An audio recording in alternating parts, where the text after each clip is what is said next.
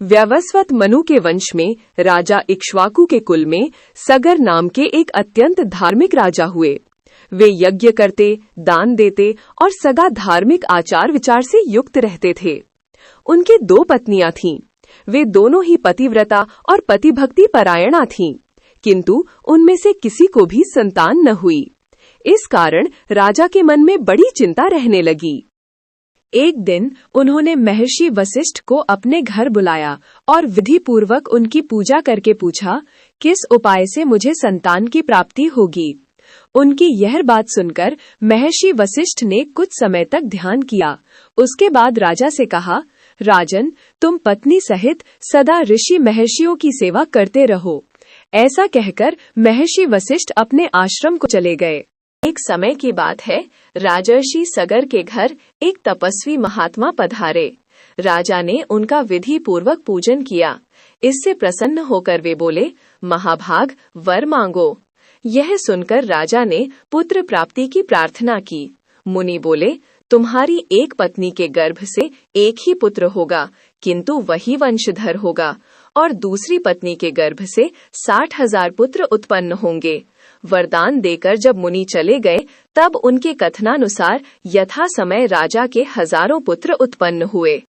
राजा सगर ने उत्तम दक्षिणा सहित अनेक अश्वमेध यज्ञ किए। फिर एक अश्वमेध यज्ञ के लिए उन्होंने विधि पूर्वक दीक्षा ग्रहण की और अश्व की रक्षा के लिए सेना सहित अपने पुत्रों को नियुक्त किया। अश्व पृथ्वी पर भ्रमण करने लगा। इसी बीच अवसर पाकर इंद्र ने उस अश्व को चुरा लिया और उसे रसातल में ले जाकर बांध दिया। राजकुमार उस घोड़े को इधर उधर ढूंढने लगे, परंतु कहीं भी वो दिखाई न दिया। तब उन्होंने देवलोक में जाकर खोजा, पर्वतों और सरोवरों में ढूंढा तथा अनेक वन छान डाले, किंतु उसका कहीं पता न लगा।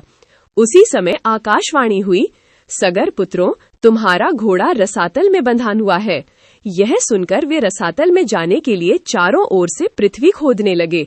क्षुधा से पीड़ित होने पर वे सूखी मिट्टी खाते और दिन रात भूमि खोदते रहते।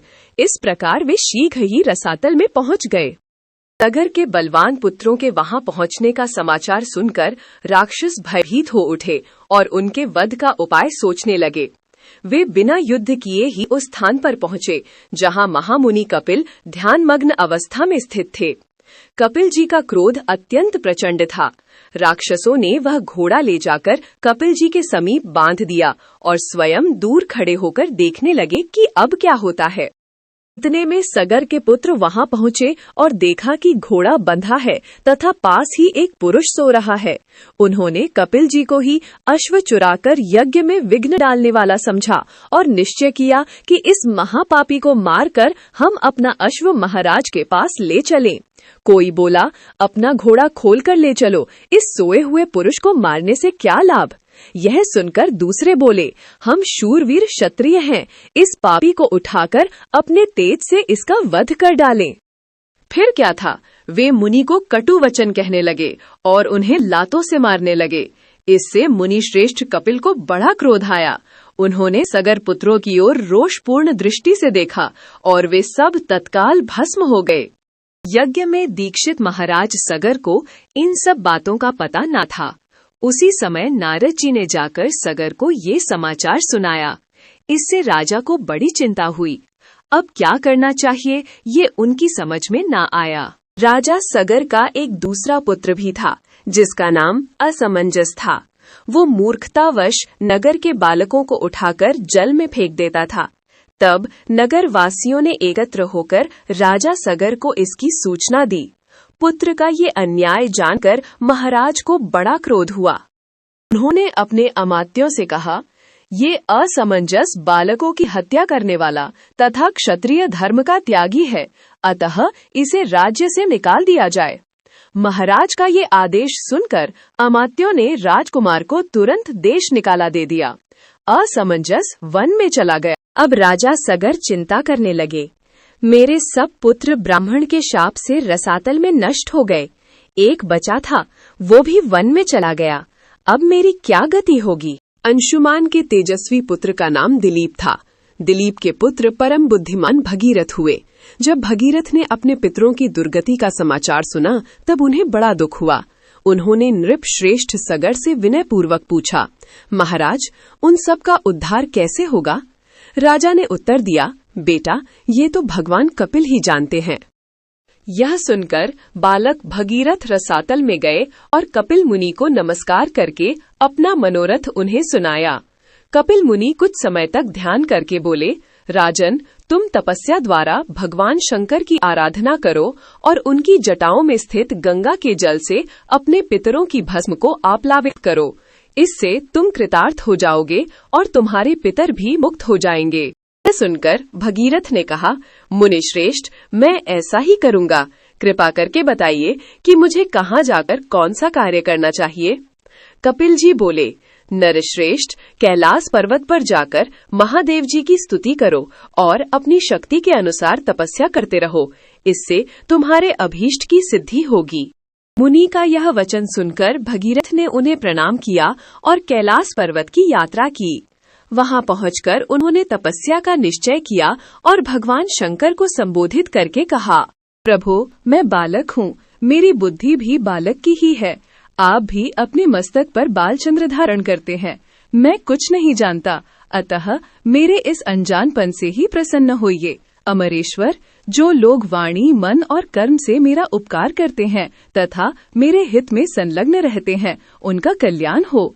मैं उमा सहित आपको प्रणाम करता हूँ। आप देवताओं के भी पूज्य हैं। जिन पूर्वजों ने मुझे जन्म दिया और पालन पोषण किया, भगवान शिव उनका मनोरथ पूर्ण करें।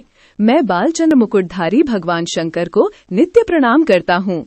भगीरथ के ऐसा कहते ही भगवान शिव उनके सम्मुख प्रकट हो गए और बोले, महामते, निर्भय होकर कोई वर मांगो। जो वस्तु देवताओं के लिए भी दुर्लभ है, वह भी मैं तुम्हें अवश्य दूंगा। यह सुनकर भगीरथ ने महादेव जी को प्रणाम किया और कहा, देवेश्वर, आपकी जटाओं में जो सरिताओं में श्रेष्ठ गंगा जी विराजमान हैं, उन्हें ही मेरे पितरों के उद्धार के लिए प्रदान कीजिए। इससे मुझे सब कुछ प्राप्त हो जाएगा।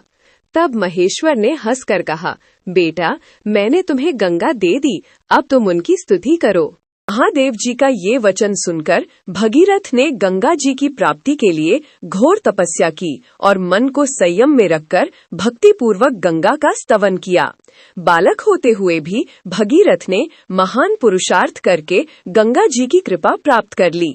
महादेव जी से प्राप्त गंगा की परिक्रमा करके उन्होंने हाथ जोड़कर कहा, देवी, महामुनि कपिल के शाप से मेरे पितर दुर्गति में पड़े हैं। माता, आप उनका उद्धार कीजिए। देव नदी गंगा सबका उपकार करने वाली हैं। वे स्मरण मात्र से ही समस्त पापों का नाश कर देती हैं।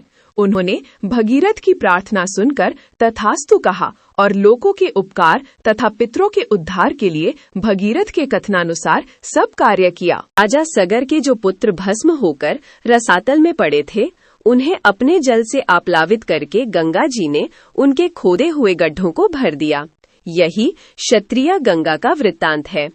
वे माहेश्वरी, वैष्णवी, ब्राह्मी, पावनी, भागीरथी, देवनदी तथा हिमगिरी शिखराश्रया आदि नामों से विख्यात है। इस प्रकार महादेव जी की जटाओं में स्थित गंगा का जल दो स्वरूपों में विभक्त हुआ।